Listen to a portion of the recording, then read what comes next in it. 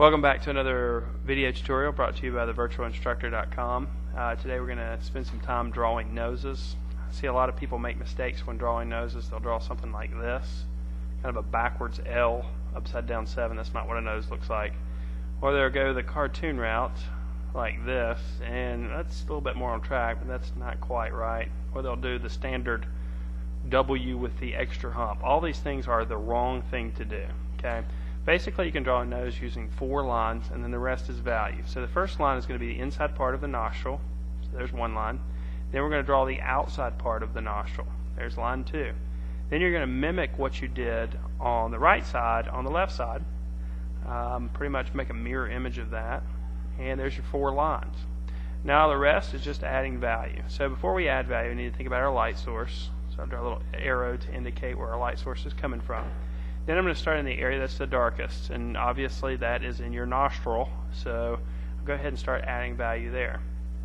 I'm going to let that value fade out a little bit as you get close to the end of the nostril, and maybe I'll give a little bit of a line to indicate a connection between the 2 nostrils, but that's really just a line of value.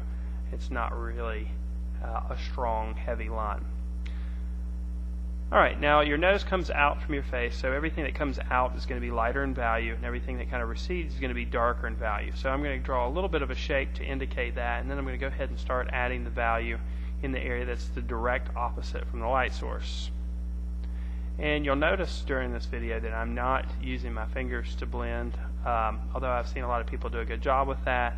I just feel more comfortable using the tip of the pencil to blend, basically.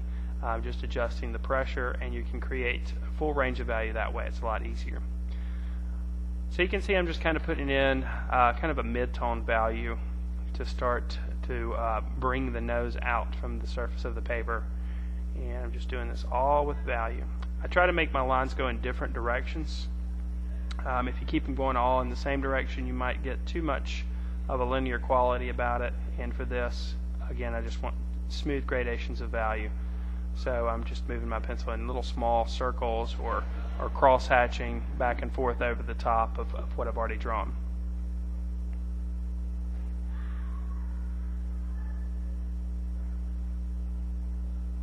Now, since the nostril comes off of your head a little bit too, it's not going to be completely dark on either side. It's going to get lighter the closer it gets to the inside part of the nostril, or actually that part just above the nostril.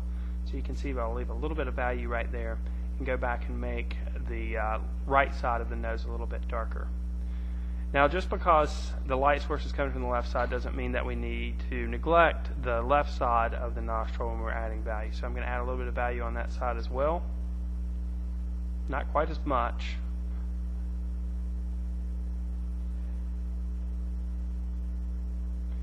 Now, in the corners of your nose, there's these little creases that happen, so we need to add a little bit of value to indicate that too.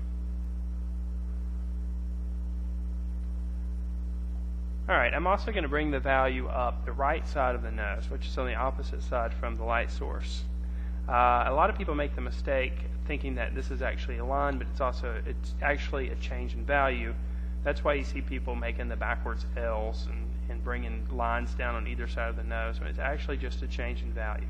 So pay special attention to your subject, and you'll notice that it's just a change in value and not a line.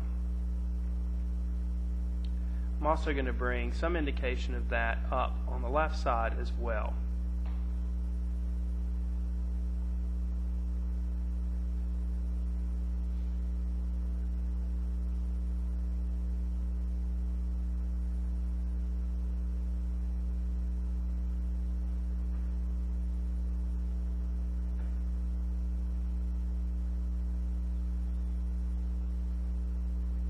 So even though the light source is coming from this direction, that doesn't mean that that bridge of the nose is completely blocked out. There is some change in value there. And remember, as I said earlier, anything that recedes is going to be darker in value, and anything that protrudes or sticks out is going to be lighter in value.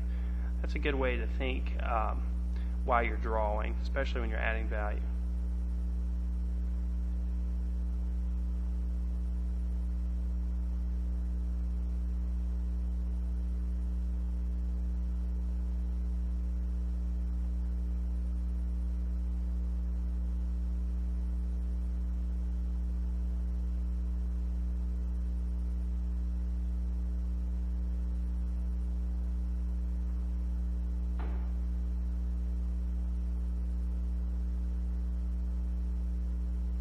Alright, now we're getting the value in a more respectable shape. It's starting to look a little bit more like a realistic nose. And I could spend a lot of time working with this value. But at this point I think I'm going to move on to the area right underneath the nose. And there's a little place you've got down there that is, I like to call a mustache holder. And the way to draw that is you think about which side the light source is coming from. You just draw a line down, kind of a U shape on the bottom, and then you fill it in with value. Not really sure what the technical term for that thing is, but I like mustache holder. Then the value is going to skip a little space, so it'll be a little bit white, and then it's going to get darker as it proceeds down. Now, in this video we don't have a mouth with the nose, but the mouth would be directly underneath this area that I'm drawing right now. Now on the other side there is a little bit of indication of value there. It's just not as strong because it is on the side that the light source is coming from. However, the little crease on the nose, it's going to cast maybe a stronger shadow because it is on the side where the light source is coming from. So we'll address that a little bit.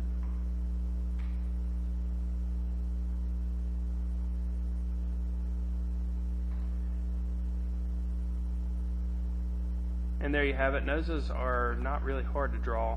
Just 4 lines and then value. Thank you for watching this video tutorial.